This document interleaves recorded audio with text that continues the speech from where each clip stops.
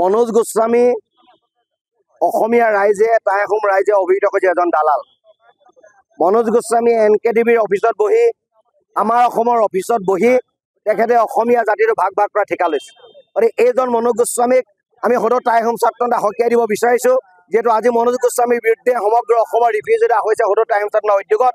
আৰু অহা কালিলৈ শিৱসাগৰত এখন যৌথ সভা হ'ব সমগ্ৰ টাই আহোম জনগোষ্ঠীৰ সংগঠনবিলাকক লৈ। কাইলৈ এটা সিদ্ধান্ত হ'ব যে কাইলৈ আমি মনোজ গোস্বামীৰ বিৰুদ্ধে আমি কি সিদ্ধান্ত গ্ৰহণ কৰিম। আমি ৰেলপথ অৱৰোধ কৰিম, আমি ৰাষ্ট্ৰীয় ঘাইপথ অৱৰোধ কৰিম, ONGC বন্ধ দিম, অল ইণ্ডিয়া বন্ধ দিম, আনে নালাগে অসম বন্ধতে কাৰ্যসূচী ল'বলৈ আমি বাধ্য হ'ম। কাৰণ এইকাৰণে বাধ্য হ'ম যিহেতু আমি কেছ দিয়াৰ পাছতো দিছপুৰ থানাত কেছ দিয়াৰ পাছতো এতিয়ালৈকে মনোজ গোস্বামীৰ বিৰুদ্ধে কোনো ধৰণৰ কাৰ্যপন্থা অসম চৰকাৰে লোৱা আমি নেদেখিলোঁ।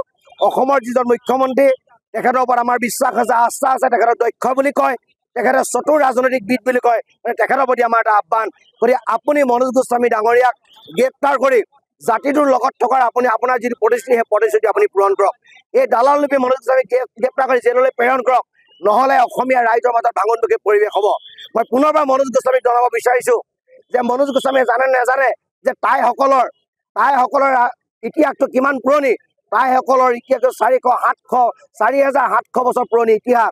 যীশু খ্ৰীষ্টৰ জন্ম 2700 বছৰ আগৰ পৰা টাইসকলে নিজৰ হিষ্ট্ৰী লিখিছে। এই হিষ্ট্ৰী লিখাটো এটা জাতিৰ কাৰণে পাপ হ'ব নোৱাৰে।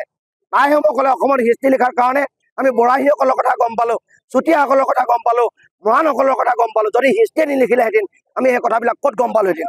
গতিকে মই পুনৰবাৰ আপোনালোকৰ মাধ্যমে সকীয়াই দিব বিচাৰিছোঁ, যদি মনোজ গোস্বামীক গ্ৰেপ্তাৰ কৰা নহয় অহা কালিলৈ শিৱসাগৰত এখন যৌথ মঞ্চ আমাৰ সভা হ'ব আহোম জনগোষ্ঠীৰ। গতিকে সেইদিনাখন কাইলৈ সিদ্ধান্ত হ'ব যে অনাগত পৰ্যায়ত আমি কি বিহিত ব্যৱস্থা গ্ৰহণ কৰিম। আচলতে অসমীয়া জাতিৰ এই মুহূৰ্তত যদি আটাইতকৈ ডাঙৰ গাদ্দাৰজন হৈছে তেখেত হৈছে মনোজ গোস্বামী ডাঙৰীয়া। আমি এটা কথা স্পষ্ট ভাষাৰে জনাই দিব বিচাৰোঁ যে মনোজ গোস্বামী ডাঙৰীয়া এটা কথা পাহৰি যোৱাটো ভুল যে এই আহোমে আচলতে 17 বাৰকৈ মোগলক পৰাস্ত কৰিছিল।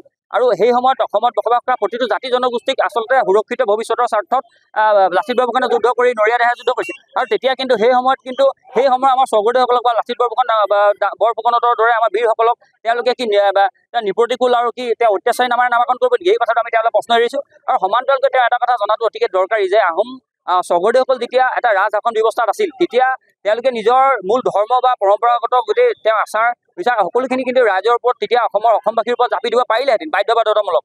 কিন্তু তেওঁলোকে তাকে নকৰি তেওঁলোকে অসমত বসবাস কৰা প্ৰতিটো জাতি জনগোষ্ঠীক একেলগে লৈ যোৱাৰ যি মানসিকতা প্ৰয়াস কৰিলে, আচলতে সেই তাক যি উদাৰ দৃষ্টিভংগী সেই গোটেই কথা বতৰাখিনিৰ ওপৰত কি নিপ্ৰতিকূল আশাৰে তেওঁ অহংকাৰে তেওঁ বিভূষিত কৰিব নেকি? এই কথাটো মনোজ গোস্বামী ডাঙৰীয়াৰ দৰে এগৰাকী সাংবাদিক আচলতে জনাটো অতিকে দৰকাৰী। আমি এটা কথা সময় থাকোঁতেই আমি আচলতে এনেকৈ মনোজ গোস্বামীহঁতৰ দৰে পানীৰ তলৰ কাঁইটক আমি ইতিমধ্যে আমি টাই আহোম ছাত্ৰ সন্থাই চিনাক্ত কৰিছোঁ। আৰু অনাগত দিনত তেওঁৰ ওপৰত তেওঁৰ বিৰুদ্ধে প্ৰতিবাদ অধিক তীব্ৰতৰ হ'ব। আৰু যেতিয়ালৈকে তেওঁ কঠোৰতকৈ কঠোৰতম শাস্তি নাপাব তেতিয়ালৈকে প্ৰতিবাদ চলি থাকিব। টাই আহোম ছাত্ৰ সন্থাই এইবাৰ কিন্তু কোনো কাৰণতে এৰি দিয়াত নাই। অসমত প্ৰয়োজনত আমি উজনি অসমত তেওঁৰ প্ৰৱেশ নিষিদ্ধ কৰিম। তেওঁ আনুষ্ঠানিক যিবোৰ অনুষ্ঠান থাকিব, তেওঁ সভা সমিতিয়ে তাত গৈ আমি বাধা প্ৰদান কৰিবলৈ আমি কুণ্ঠাবোধ নকৰিম। এই কথাটো ইয়াৰ প্ৰতিবাদ চলিব আমি স্পষ্ট ভাষাৰে জনাই দিছোঁ।